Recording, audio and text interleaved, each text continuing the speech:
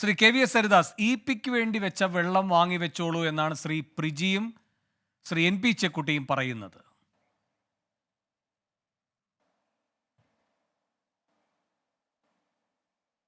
അല്ല വേണു, EP മിണ്ടാതിരിക്കുമെന്ന് വേണു കരുതുന്നുണ്ടോ? നമ്മൾ ആ EP ജയരാജനെ എത്രയോ കാലങ്ങളായിട്ട് കാണുന്ന വ്യക്തികളാണ്. ഞാനൊരു BJP കാരൻ എന്ന നിലയല്ല, ഒരു രാഷ്ട്രീയ വിദ്യാർത്ഥി എന്ന നിലയിൽ EPയെ പലപ്പോഴും അടുത്ത് നിന്ന് കണ്ടിട്ടുണ്ട്. കണ്ണൂർ രാഷ്ട്രീയത്തിൽ പഴയ കാലത്ത് MV രാഘവൻ്റെ സ്വന്തം ആളായിരുന്നു, ഓർമ്മയുണ്ടാവുമല്ലോ. അവസാനം ബദൽ രേഖ വരുമ്പോൾ EMSൻ്റെ നിർബന്ധത്തിന് വഴങ്ങി CPMന് കണ്ണൂർ ജില്ലയിലെ പ്രമുഖന്മാരൊക്കെ രാഘവനെതിരായപ്പോൾ അവസാന നിമിഷം പാർട്ടിക്കൊപ്പം വന്ന ആളാണ് EP. അവസാനം എൻ്റെ ഓർമ്മ ശരിയാണ്, ഈ ചെക്കോട്ടിക്ക് കൂടുതലെടുത്ത് പറയാൻ കഴിയുമോ അതിനെക്കുറിച്ചൊക്കെ. ഈ അഴീക്കോട് നിന്ന് MVRനെ തോപ്പിച്ചിട്ടാണ് EP ആദ്യം നിയമസഭയിൽ വരുന്നത്. ചരിത്രമാണിതൊക്കെ. പക്ഷേ 80-ൽ DYFIയുടെ ഓൾ ഇന്ത്യ പ്രസിഡൻ്റായ EPക്ക് തലയ്ക്ക് മുകളിൽ കൂടി CPMൽ എത്ര പേര് ദേശീയ നേതൃത്വത്തിലേക്ക് ഉയർന്നു പോയിട്ടുണ്ട്. അതിന്റെ ഒരു കാരണം അതാണ് അഡ്വക്കേറ്റ് PA പ്രിജി നേരത്തെ ചൂണ്ടിക്കാട്ടിയ ശ്രീ KVS ഹരിദാസ്. ഒരു സെക്കൻഡ് ഈ പിണറായി വിജയൻ നിരന്തരം EPയെ സംരക്ഷിച്ചു എന്ന് പറയുമ്പോഴും ശരിയാണ്, അതിലൊരു വാസ്തവമുണ്ട്. ഈ ബന്ധുവിവാദം വന്നപ്പോൾ പോലും സംരക്ഷിച്ചിട്ടുണ്ട്. പക്ഷേ കേന്ദ്ര നേതൃത്വം ഇടപെട്ടാണ് അന്ന് മന്ത്രിസ്ഥാനത്ത് നീക്കുന്നത്. തിരിച്ചു കൊണ്ടുവരുന്നതിൽ പിണറായിയുടെ റോള് നിഷേധിച്ചുകൂടാ. പക്ഷേ അപ്പോഴും കേന്ദ്ര നേതൃത്വത്തിന്റെ ഒരു പിടി EPക്ക് മേലുണ്ടായിരുന്നു. അതുകൊണ്ടാണ് താങ്കൾ ഈ പറയുന്നത് പോലെ കോടിയേരി PB അംഗമാകുന്നുണ്ട്, MA ബേബി ആകുന്നുണ്ട്, അതുപോലെ തന്നെ വിജയരാഘവനാകുന്നുണ്ട്, ഇപ്പോൾ MV ഗോവിന്ദനാകുന്നുണ്ട്.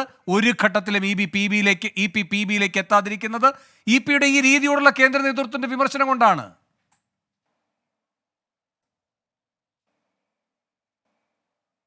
അല്ല വേണു, ഞാൻ വേറൊരു തരത്തിൽ വേറൊരു കാര്യത്തിൽ കൂടി ചിന്തിച്ചു നോക്കൂ. ഞാൻ EPയെ ന്യായീകരിക്കാൻ വേണ്ടിയിട്ടല്ല. EPയെ പാർട്ടി ഏൽപ്പിച്ചിട്ടുള്ള ചുമതലകൾ, അദ്ദേഹം മന്ത്രി എന്ന നിലയിലുള്ള അദ്ദേഹത്തിൻ്റെ പെർഫോമൻസ്, കേരളത്തിലെ വ്യവസായ വകുപ്പ് മന്ത്രിമാർക്ക് ചെയ്യാൻ കഴിയുന്നതിന് പരിമിതിയുണ്ട്. പക്ഷേ ഈ EP ഒരു ഫെയിൽ മന്ത്രിയാണ് അല്ലെങ്കിൽ പരാജിതനായ മന്ത്രിയാണെന്ന് പറയാൻ കഴിയുമോ? എനിക്ക് തോന്നണില്ല. അതിനു മുമ്പ് അദ്ദേഹത്തിനെ ദേശാഭിമാനി ഏൽപ്പിച്ചു. വേണമെന്ന് ആലോചിച്ച് നോക്കൂ.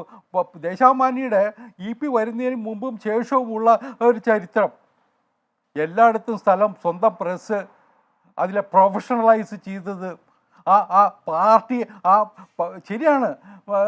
നമ്മുടെ ലോട്ടറിക്കാരൻ്റെ കയ്യിൽ നിന്ന് ബോണ്ട് മേടിച്ചിട്ടുണ്ടാവും, വ്യവസായികളുടെ കയ്യിൽ നിന്ന് പണം മേടിച്ചിട്ടുണ്ടാവും. ഇതാണ് മോദിയെ പറ്റി പറയുന്നത്.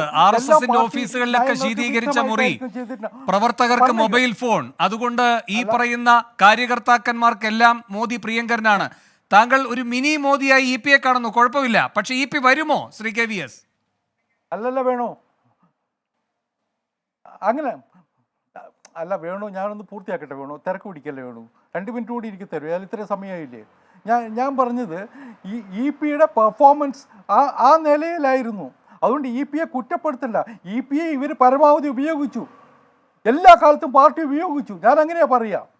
ആ ഉപയോഗിച്ചതിന് ശേഷം ഇപ്പോൾ അദ്ദേഹത്തിനെ ഡംപ് ചെയ്യാണ് ചെയ്തത്. അത് EPക്ക് സഹിക്കാൻ പറ്റുമെന്ന് ഞാൻ വിചാരിക്കുന്നില്ല.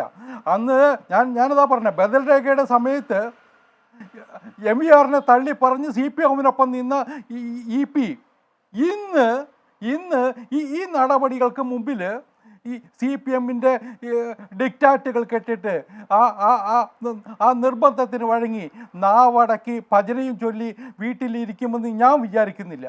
ശരി, അതിന് സാധ്യതകളുണ്ട്. കാരണം ആ EPയുടെ മുമ്പിലെ വാതിലുകൾ മുഴുവൻ അടഞ്ഞു കഴിഞ്ഞിരിക്കുന്നു. അത് EPക്ക് ബോധ്യമുണ്ട്, CPMനും ബോധ്യമുണ്ട്. അതുകൊണ്ട് തന്നെയാവണം അദ്ദേഹത്തിനെ CCയിൽ നിന്ന് നീക്കാത്തത്. CCയിൽ നിന്ന് നീക്കിയില്ലെങ്കിലും ഇടതു മുന്നണി കൺവീനർ സ്ഥാനത്ത് മാറ്റിയാൽ അദ്ദേഹത്തിൻ്റെ ചിറകരിഞ്ഞതിന് തുല്യമല്ലേ, അപമാനിക്കുന്നതിന് തുല്യമല്ലേ? അങ്ങനെ അപമാനിക്കുകയാണ് ചെയ്തിട്ടുള്ളത് എന്ന കാര്യത്തിൽ എനിക്ക് അഭിപ്രായ വ്യത്യാസമില്ല. ശരി.